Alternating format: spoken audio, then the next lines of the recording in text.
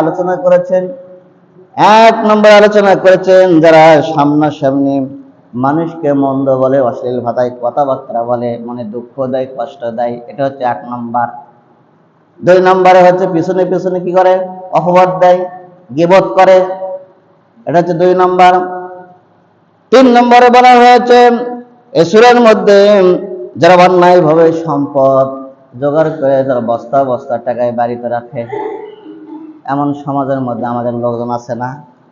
অন্যায়ভাবে সম্পদ সঞ্চয় করে ব্যাংকে দেখলে জনগণ বুঝতে পারবে, এই জন্য বাড়িতে ঘরের মধ্যে গর্ত করে বিভিন্ন মানুষের চোখের আড়ালে বস্তা বস্তা টাকায় অন্যায়ভাবে কি করেছে, সঞ্চয় করে তারা কি করেছে, রেখে দিয়েছে। এমন সম্পদের হিসাব আল্লাহ তাআলা নেবেন কিনা? নেবেন কিনা? অবশ্যই নেবেন।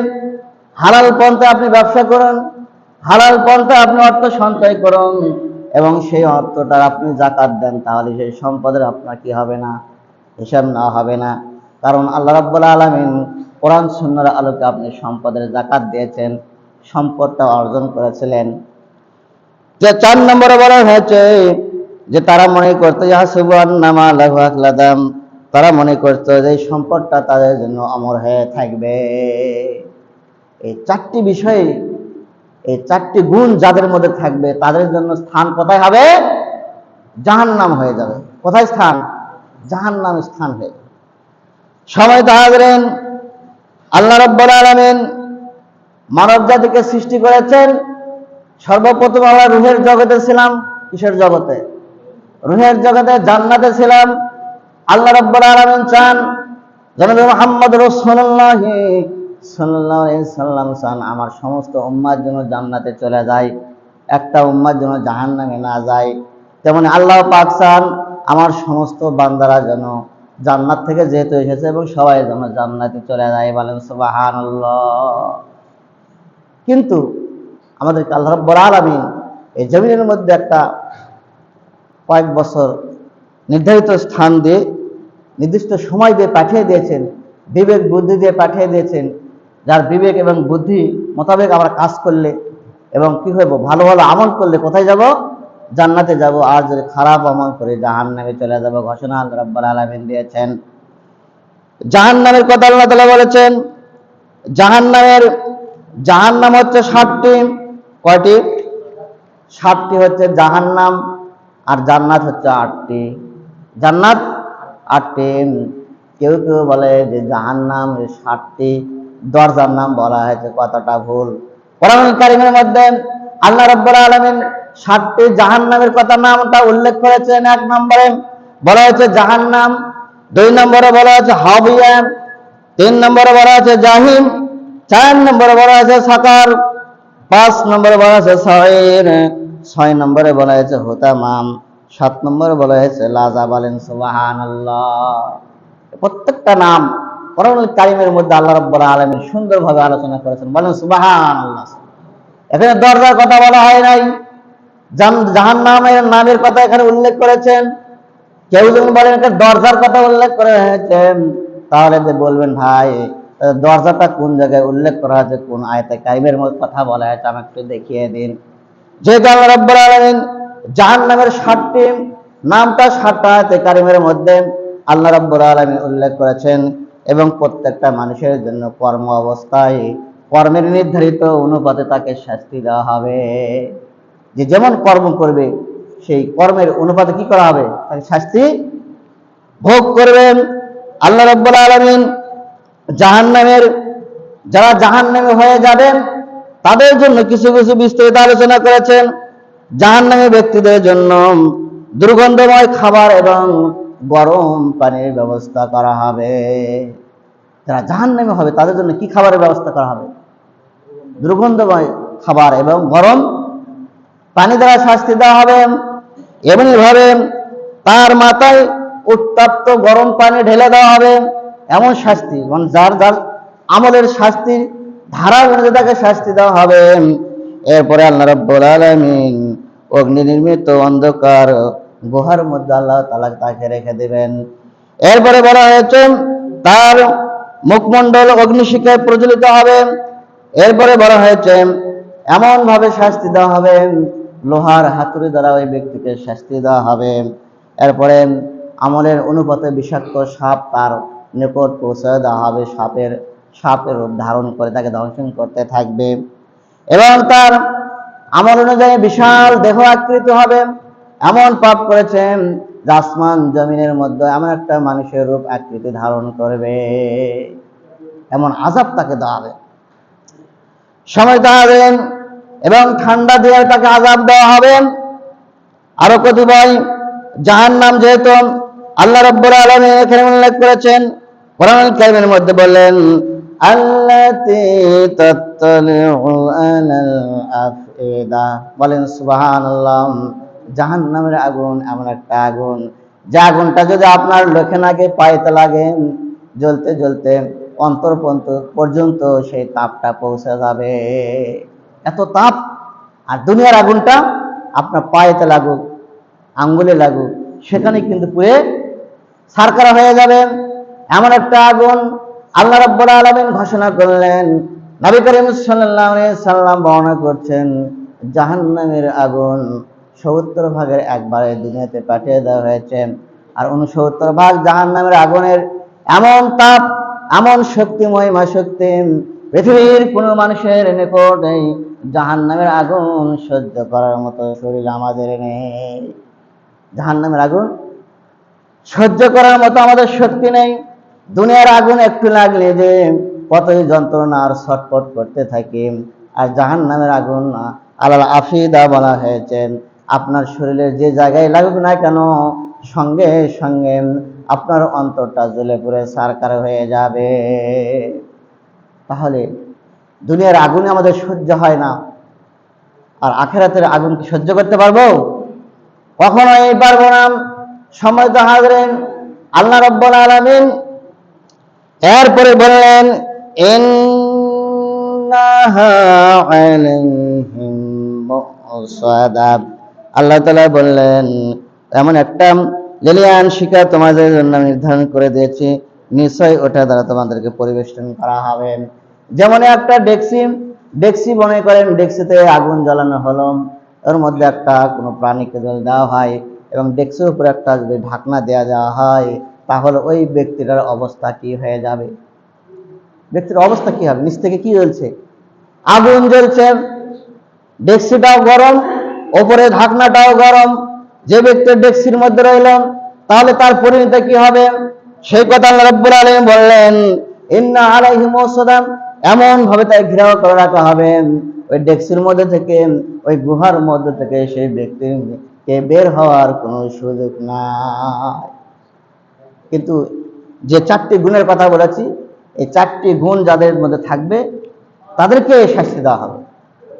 সম্মানিত হাজরিন, এই জন্য আমাদের লক্ষ্য করতে হবে আমরা যেন কারো গীবত না করে, পরনিন্দা না করে, চগলখড়ি না করে, অন্যায়ভাবে সম্পদ যেন দখল না করে, অন্যায়ভাবে আমরা কি করে মানুষকে আঘাত না দেয়, এমন চিন্তা চেতনা করে আমাদেরকে চলতে হবে। যদি আমাদের চিন্তা চেতনা যদি চেঞ্জ না হয়, কাল কিয়ামতের ময়দানে আল্লাহ রাব্বুল আলামিন তাহলে আমাদের জন্য কিন্তু জাহান্নামের আগুন নির্দিষ্ট করে রেখেছেন। সময় তো আসবেন। এরপর আল্লাহ রাব্বুল আলামিন বললেন ফি আমাদিন মুমাদ্দাদা, আল্লাহ তাআলা বললেন এমন একটা লিলিহান শিখা আমি তোমাদের জন্য নির্ধারণ করে দিয়েছি, যদি এগুলা গুণ, এগুলা অপরাধ তোমাদের মধ্যে থাকে, তাহলে আমাদের শব্দের অর্থ হচ্ছে স্তম্ভ। এমন একটা স্তম্ভর সঙ্গে, এমন একটা উঁচু খুঁটির সঙ্গে তোমাদেরকে বেঁধে ফেলা হবে। এই খুঁটির সঙ্গে যদি আপনাকে বেঁধে ফেলা হয়, চতুর্দিকে যে আগুন দাউ দাউ করে জ্বলে, সেখান থেকে বাড়ানোর কোনো সুযোগ আছে? সুযোগ আছে? কোনো সুযোগ নাই। আল্লাহ রাব্বুল আলামিন জাহান্নামের বর্ণনা করছেন, জাহান্নামের তাফসীর সূরা হুমাযার মধ্যে আল্লাহ রাব্বুল আলামিন আলোচনা করছেন, রে বান্দা, জাহান্নামের আগুন সহ্য করার মতো নয়। নবী করিম সাল্লাল্লাহু আলাইহি সাল্লাম বলেছেন জাহান্নামের আগুন 3000 বছর জ্বালানো হয়েছে। কয় হাজার বছর? 3000 বছর জাহান্নামের আগুন জ্বালানো হয়েছে। প্রথমে 1000 বছর জ্বালানোর পর জাহান্নামের আগুনটা হয়ে গেছে লাল। কি রং? কি রং? লাল রং হয়ে গেছে। তারপরে আবার যখন 1000 বছর জ্বালানোর পর ওই জাহান্নামের আগুন হয়ে গেছে সাদা। তারপরে যখন আবার আর 1000 বছর যখন জ্বালানো হইলো, জাহান্নামের আগুনের রংটা হইলো কালো, এমন কালো, বেশি কালো, যে কালোর মধ্যে আপনাকে আমাকে যে রাখে কখনো দেখার সুযোগ নাই। এই জন্য আল্লাহ রাব্বুল আলামিন এই সূরার সম্পর্কে আলোচনা করেছেন। গত জুমে আলোচনা করেছিলাম কিয়ামতের ময়দানে 5 শ্রেণীর লোকের 5টা কোশ্চেনে অ্যান্সার না দেওয়া পর্যন্ত এক পা নড়তে পারবে না। এর মধ্যে আমি 2টা আলোচনা করেছি। 3 নম্বরে আলোচনা হচ্ছে ওয়া মালিহি মিন আইনা ইকতাসাবাহু, যে সম্পদটা সে উপার্জন করলো, কোথায় থেকে উপার্জন করলো, কিভাবে অর্জন করলো, এই সম্পর্কে আপনাকে জিজ্ঞাসাবাদ করা হবে। কে বলছেন? নবী করিম সাল্লাল্লাহু আলাইহি সাল্লাম। তোমার যে কোটি কোটি সম্পদ অর্জন করেছো, পাহাড় পরিমাণ বস্তা বস্তা সম্পদ তোমার বাড়ি থেকে পাওয়া যাচ্ছে, এই সম্পদের হিসাব তোমাকে দিতে হবে। হিসাব না দেওয়া পর্যন্ত এক পা নড়ার কোনো সুযোগ নাই। আমরা গত শুক্রবারের দিন দুপুরের সময় কি দ্বারা ভাত খেয়েছি এটাই তো মনে নাই, আছে নাকি? কত সপ্তাহ কথা মনে নাই। আর হাজার হাজার কোটি টাকার সম্পদ আমরা অর্জন করলাম, এর হিসাব কি আমরা দিতে পারবো? কখনোই দিতে পারবো না। আল্লাহ রাব্বুল আলামিনের রহমত ছাড়া একটা ব্যক্তিকেও জান্নাতে যাইতে পারবে না। যদি ডেকে বলেন বান্দা আমার সামনে হাজির হয়েছ, জমিনের মধ্যে তোমাকে 100 বছর দিয়েছিলাম, 80 বছর দিয়েছিলাম, যাই যে কয় বছর জীবিত ছিল, একটা দিনের কত গ্লাস পানি খেয়েছ, কত সম্পদ আমার নিয়ামত খেয়েছ, খাদ্য খেয়েছ, একদিনের খবর তুমি একদিনের হিসাব দাও। যদি হিসাব আল্লাহ রাব্বুল আলামিন চাই, ওই ব্যক্তির নির্দ্বিধায় সে জাহান্নামে চলে যাবে। হিসাব দিতে পারবো? হিসাব দেওয়ার মতো ক্ষমতা আমাদের নেই। আল্লাহ রাব্বুল আলামিন যে আমাদেরকে রহমত করেন, মহব্বত করেন, ভালোবেসেন, বিনা হিসাবে মুমিনদেরকে আল্লাহ রাব্বুল আলামিন জান্নাতে দিয়ে দিবেন। বলেন সুবহানাল্লাহ। এই জন্য আমাদেরকে সবসময় চিন্তা চেতনা নিয়ে থাকতে হবে। কঠিন জাহান্নামের ভয়ে, জাহান্নামের খড়ি হবে 2টা জিনিস, পাথর আর মানুষ। 2টা জিনিস। যেদিন থেকে পাথর শুনে যে জাহান্নামের খড়ি হবে, হযরত মূসা আলাইহিস সালাম আল্লাহর দরবারে যখন সত্তুর পাহাড়ে যখন কথা বলার জন্য যাচ্ছিলেন, এমন সময় রাস্তার পাশে একটা ক্রন্দন কাঁদতেছিল। হঠাৎ হযরত মূসা আলাইহিস সালাম লক্ষ্য করলেন কান্নার আওয়াজ কোথায় থেকে এলো। দেখতেছে কোনো প্রাণী নেই, কোনো কিছু তো নেই। কত দেখতে দেখতে দেখলাম সামনে একটা বড় বড় পাথর, সেই পাথরটা কাটছে। কারণ মানুষের সামনে পাথরে কে যে কাটছে এই ইলমটা দেওয়া হয় নাই, নবী রাসূলকে সেই ইলমটা দেওয়া হয়েছে। যে কোনো প্রাণীর কথা, যে কোনো পশুর কথা, পাহাড়ের কথা, গাছের কথা, পৃথিবীতে যে সমস্ত প্রাণী রয়েছেন, সমস্ত জীবজন্তুর কোন ভাষায় কথা বলে, কি করেন, এই ইলমটা নবী রাসূলকে দেওয়া হয়েছে। বলেন সুবহানাল্লাহ। নবী করিম সাল্লাল্লাহু আলাইহি সাল্লাম যে রাস্তায় যখন হেঁটে যেতেন, গাছগুলা নবী করিম সাল্লাল্লাহু আলাইহি সাল্লামকে সালাম দিতেন। নবী করিম সাল্লাল্লাহু আলাইহি সাল্লাম যে রাস্তা দিয়ে হেঁটে যেতেন, পাহাড় নবী করিম সাল্লাল্লাহু আলাইহি সাল্লামকে সালাম দিতেন, পাথর সালাম দিতেন, পশু পাখি সালাম দিতেন। সমস্ত ভাষা আমার নবী জনাবে মুহাম্মদ রাসূলুল্লাহ সাল্লাল্লাহু আলাইহি সাল্লাম ভাষা বুঝতেন। বলেন সুবহানাল্লাহ। ইলম কে দিয়েছে? আল্লাহ পাক দিয়েছে। স্বয়ং আমার রাসূলের শিক্ষককে স্বয়ং আল্লাহ। জমিনের মধ্যে আমার রাসূলের কোনো শিক্ষক নেই, একমাত্র আল্লাহ রাব্বুল আলামিন তাকে এমন একটা ইলম দিয়েছেন, যে জ্ঞান দিয়েছেন যা পৃথিবীর কোনো মানুষ কল্পনা করতে পারে না। এই জন্য মূসা আলাইহিস সালাম দেখলেন পাথর কাটছেন, জিজ্ঞাসা করলো পাথর তুমি অঝর নয় এনে কাটছো কেন, তার কারণটা কি? পাথর জিজ্ঞাসা করলো মূসা কালিমুল্লাহ আল্লাহর নবী শোনো, আমি শুনেছি কালকে কিয়ামতের ময়দানে জাহান্নামের খড়ি হবে পাথর আর মানুষ। পাথর যেদিন থেকে শুনেছে জাহান্নামের খড়ি হবেন, সেই দিন থেকে পাথর অধর নয় রে কান্নাকাটি শুরু করে দিয়েছে। ডাকতে বলতেছে মূসা তুমি তো আল্লাহর সঙ্গে কথা বলার জন্য চলে গেছো, আমার জন্য একটু সুপারিশ করবেন, আমি কঠিন জাহান্নামের আগুন সহ্য করতে পারবো না। হযরত মূসা আলাইহিস সালাম তুর পারে যাওয়ার পরে আল্লাহর সঙ্গে কথোপকথন হলো। মূসা আলাইহিস সালাম যখন ফিরবেন ডাকতে বললেন মূসা তোমাকে যে পাথর বলেছিল আমার জন্য সুপারিশ করার জন্য, সেটা কি তোমার মনে নাই? বলছেন জি আমার মনে নেই।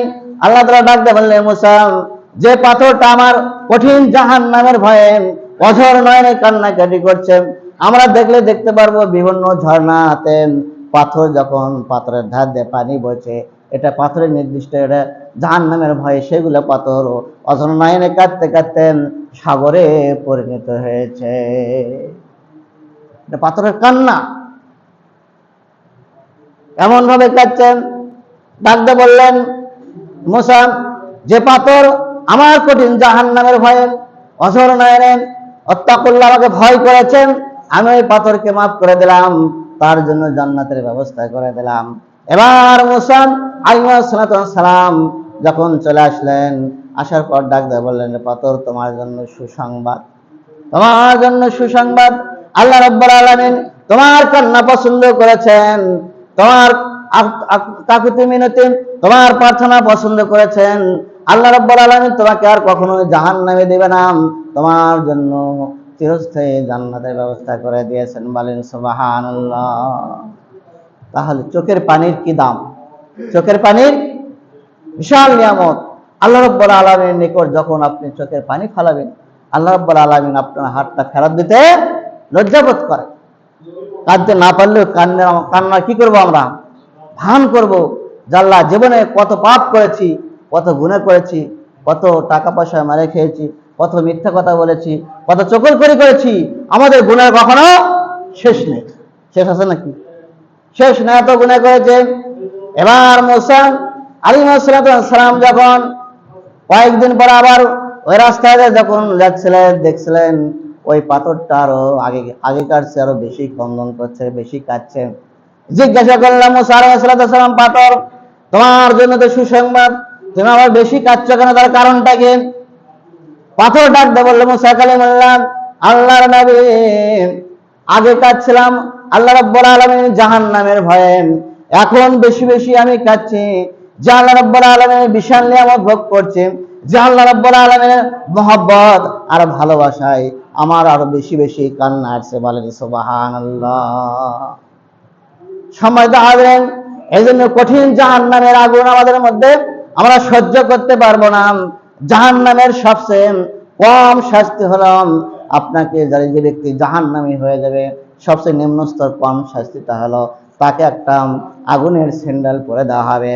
এই স্যান্ডেলটা এবং গাঁটটা পরে দেওয়ার কারণে তার মগজটা গলে নাসিকে দিয়ে পড়তে থাকবে। এটা যদি হয় কম শাস্তি, আল্লাহ রাব্বুল আলামিন আরো কত ভয়াবহ শাস্তি মানব জাতির জন্য নির্ধারণ করে দিয়েছেন। সম্মানিত হাজেরিন, আল্লাহর কঠিন জাহান্নামের ভয় যদি পাথরটা কাটতে পারেন, তাহলে আমাদের মানুষের জন্য এত বেশি বেশি কাটার প্রয়োজন আছে কিনা?